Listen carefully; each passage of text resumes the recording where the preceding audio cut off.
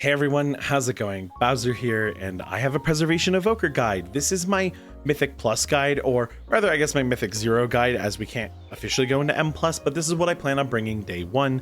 I've been running a lot of Mythic Zeros to help people out. I'm pretty geared to the teeth right now in terms of not being able to go to the vault or do M+. So I wanted to give you guys a rundown of what I'm doing, talent trees, abilities, and more. I'm going to go over a lot here, but I did just record a take of this that was 46 minutes long.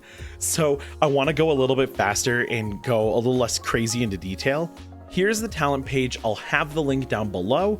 I want to give you guys one variation of the talent page right now so that you have an idea of something else I've been thinking about running, but it's optimized for a lot of movement. You have the 3-target cleave, you have leaping flame so that you can do some bigger AoEs with living flame after fire breath, but a lot of this is set up to increase our healing, get us moving. We have plenty of defensives, our kick, and of course Zephyr, which is sort of a group DR for AoE markers and things that hit the whole raid. So I think this is a really nice setup over here. As for the preservation side of things, I don't dip very far into the green side. We want Emerald Communion because it's one of our fattest buttons, and we also want Renewing Breath because 30% increased healing from Dream Breath is just awesome. You're gonna find nothing but good uses out of that. I didn't realize how good Renewing Breath was until I took this talent and saw just how much healing and efficiency I was getting out of it. It changed my rotation a bit. Stasis, so you could probably remove these 3 talent points for the optional build I'm about to give you, but Stasis feels like something where in organized play, this is going to be your best friend, and in emergency situations, it saved me more than a few times. There are definitely days where I'm like, why is this on my bar? But ultimately, I found it very useful. The alternative build is to go Fluttering Seedlings into Field of Dreams. That's going to give you more healing when you drop an Emerald Blossom, and then a 30% chance for Emerald Blossom to just explode and make another one. And this has happened to me and healed so much for me. It's insane, but it's also only a chance. I think this is going to be a really important raid talent. You might like it in Mythic Plus. Give it a try in your heroics and M0s and see how you feel. But as for me personally, I think Stasis has a lot of potential, so I'm trying to get a little more used to it, but feel free to mess with that. A few other big parts of this tree are Ouroboros, Temporal Anomalies, Resonating Sphere, and Flow State. We also get 2 rewind charges, and I just want to clarify, it says this reduces the healing by 50%, but it actually turns into the value being 25% base is how much is healed back, but in dungeons that's increased by 100%, so you still heal 125% of recently taken damage, so 2 charges is powerful. You'll thank me later. Ouroboros means that every time we Emerald Blossom or we Dream Breath, we get a stack of Ouroboros, and it's based on how many people we hit, and it makes Echo have a really big direct healing. Now, how big of a direct healing? 300% increase healing on casting Echo. So if I just, yeah, that's a 45,000 spot heal. That's not bad. And then remember, they're going to be healed extra because they have Echo on them. So that makes your setup really powerful.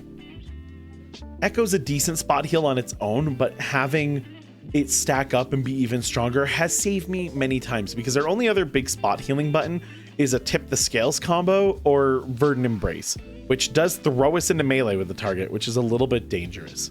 So the other 2 big buttons is Temporal Anomaly is probably one of our most important buttons, and I will go over that later. But it basically means that whenever that thing pulses, it gives people an Echo at 30% effectiveness, which is increased to 45% effectiveness due to Time Lord, excuse me. So those combinations allow for a 45% AoE Echo. That is huge, and you're going to find that that produces quite a bit of healing for you. Flow State. So doing any of your 3 empowered spells at any charge level makes basically time flow 10% faster. Movement speed, cooldown, recharge rate, and cast speed for 10 seconds. It's disgusting. It feels awesome. I'm almost positive it's a DPS and HPS increase for casting your damage spells or your healing spells, like vice versa. Like in the middle of my DPS rotation, I will throw out a Dream Breath so that I continue Flow State, and it feels like it's 100% worth it. And it's potentially viable to have Flow State for an entire combat encounter. it's a lot of effort. It's a lot of uptime that you get by using this. So lots of fun. You can take it off if you feel like you want to put the points somewhere else, but I highly recommend it. I find it to be a very fun talent. Now, I want to go over these buttons very quickly because I don't want this to be a 40-something minute video.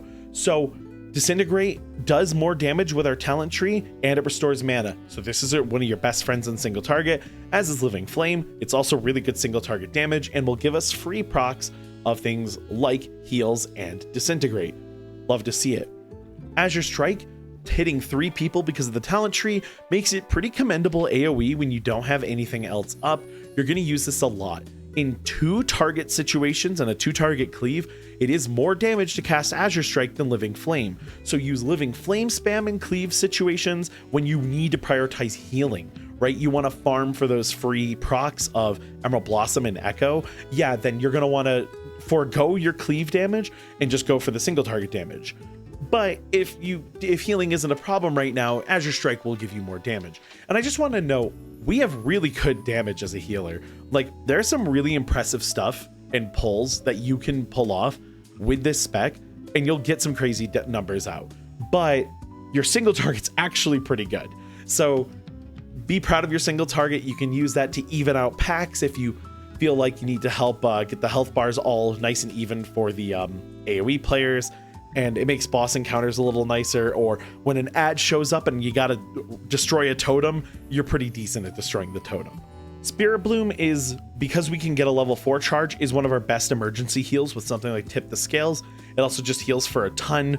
Reversion, we take a talent that allows it to become a spot heal. In the past 5 seconds, 15% of recently taken damage is instantly healed. Which also causes this really funny glitch where we do 84 million healing to the dummy because they're always taking damage. Time Dilation makes a tank a Brewmaster. It gives them 50% stagger, so 50% of damage taken is instead taken over 10 seconds. That's an incredibly powerful talent because you can use it on lightweight tanks to help them stay alive at the start of a pull till they get going. You can use it to keep a really good tank up and alive quite a bit longer by helping them survive some of those dangerous last ticks. And you can use it as a defensive for yourself or someone else who's about to get absolutely blasted by a mechanic. This is one of your best friends, and it's off the global cooldown, so you can cast it at any point in time that you're not in the middle of another channel. So when you're seeing these, this spin, that's your global cooldown timer. You can cast Time Dilation in the middle of that. Very useful stuff. Dream Breath I use to coat the party. Generally speaking, you charge this up as needed. So if you need more upfront healing, you charge it up. Otherwise, you tap fire it, because the heal over time this move provides is actually pretty insane on its own. If you combine that with something like Temporal Anomaly giving everyone Echo, you get a disgusting heal out of it. So tap fire this. This is part of what I like to call the snowball effect. The snowball effect, or the avalanche effect of Evoker, is you want to get your heals rolling as fast as possible so that when the party takes damage, they're already being healed by your heal over times. And that'll help make the spot healing, or healing the people who got really hurt, a little bit easier. And speaking of, one of the ways you set that up is Temporal Anomaly. It's got a charge time. You can cast it while using hover, but as it pulses, it gives everyone a pretty nice shield, I'm not gonna lie, but now they all have a 45% echo on them. Now look at this heal. Now that you can't even read that, but you've essentially done a 1.5 times heal over time instead of Dream Breath's normal 1 times healing. So that's a lot of healing. Temporal Anomaly is going to keep so many people alive, and its pulse will work on someone who just lost the shields. So let's say the tank is getting slapped. For anyone who plays Final Fantasy XIV, you know the move Haima on Sage? It can work like Haima in that if the tank's the only person with the orb, every time they take damage, it can be reapplied to them. And so you kind of get this staggered shield, and it does a lot of work. Emerald Blossom, again, if you run the Blossom build, is one of your best friends, but don't sleep on this button. Heal your upfront, your melee party members really easily, throw it to the casters and back. It's just great for people stacking up who need healing. It's also a pretty potent heal to throw on someone if, say, they have an echo. You can fire it and forget, and you'll get a pretty chunky heal out of it. If you need something a little more instant, but you don't want to be popping Spirit Bloom, using Verdant Embrace, or waiting to cast a Living Flame. And it does cost 3 essence, but again, if you're fishing for a proc with something like Living Flame and single target, or healing the tank up, or lazy healing someone for mana efficiency, the good news is that when you do get that essence burst eventually, this luck I'm having is terrible, please, it's not that hard game, right? It does become a free cast, so it won't harm your essence, and that's what we like it for. Echo, again with Ouroboros, every time we heal someone with Dream Breath and Emerald Blossom, Ouroboros makes Echo stronger. And it's a 105% of normal healing. So it does just make a normal effect much more potent. So this is incredible to put on a tank if you're not using it as a spot heal. And even if you are using it as a spot heal, you get a lot of value out of it. Tip the Scales is something that I think when you're new to the class, don't use this button anything more than an emergency. Hey, the party's freaking dying. What do? Tip the Scale Spirit Bloom. Thank me later. Where'd the rest of the heals go? Anyway, in a normal instance where I don't have a lot of bodies around here that can absorb a heal, something like that or with Dream Breath will save your life. However, tip the Scales if you're new to the class. If you know the dungeon and you know your party's gonna do great, you can use this in your damage rotation and then keep it up for like a boss fight or something like that, and you're totally fine. So I want to go over your 2 big heals because you have a few other buttons here. First, Renewing Blaze. We take this just because 100% of damage taken is healed back over the next 8 seconds. That's really strong for keeping us alive. So if we're in some massive AoE encounter, we can use that to keep ourselves up and focus on healing other people. That efficiency is worth so much to me. So just remember that. And just remember, Cauterizing Flame is kind of godlike, but on a 1-minute cooldown, and you'll definitely suffer if you're in the Knoll dungeon. Emerald Communion. So let's say you get a really fat echo on the whole party, and you Emerald Communion at full health, or you full echo yourself, you're going to get such an absolutely disgusting amount of heals out. It's insane. You're going to heal people for tons and tons. The number's over here because these dummies don't like to cooperate, but it'll save your life. You can use it while stunned, feared, or silenced. It's just a godlike heal, but it's very much a planned heal. This in an emergency situation sucks, but using it in just general pulls when you know something's going to happen, like, oh, this boss is about to do this AoE move, so you set up a temporal, you get everyone echo, and then boom, Emerald Communion. Yeah, you're gonna heal through some bullshit and you're gonna love it. Rewind, on the other hand, is funny. You need people to take damage, and the healing happens over, I believe, 5 seconds. I'm here to let you all know that Rewind did not work properly with the training dummies, but they need to, so what damage have they taken over the last 5 seconds? So let's say a big boss AoE is coming out and you want to rewind it. Well, if you rewind immediately, you're going to not heal them very much because it does have a minimum healing, but it's not very good. But if you let them get too low and you cast Rewind, they might die before the rewind really saves them. So timing this button is key, but ultimately 125% of damage taken. If they lose half their life bar and you pop Rewind as a reaction, you're going to heal everyone's health bar back to full.